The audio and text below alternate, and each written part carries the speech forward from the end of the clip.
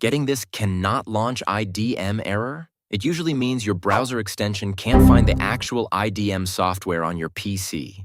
As you can see, I'm using a fully registered, legit lifetime version of IDM.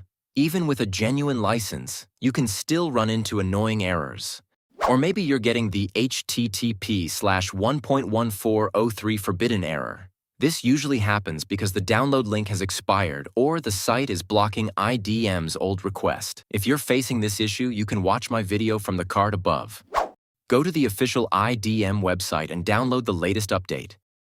Currently version 6.42, build 63. Just install it over your current version. You won't lose your registration or your download list. Now just refresh your browser and your downloads will be back to full speed. Problem solved. If this video helped you in any way, like this video and subscribe to my channel. See you later, alligator.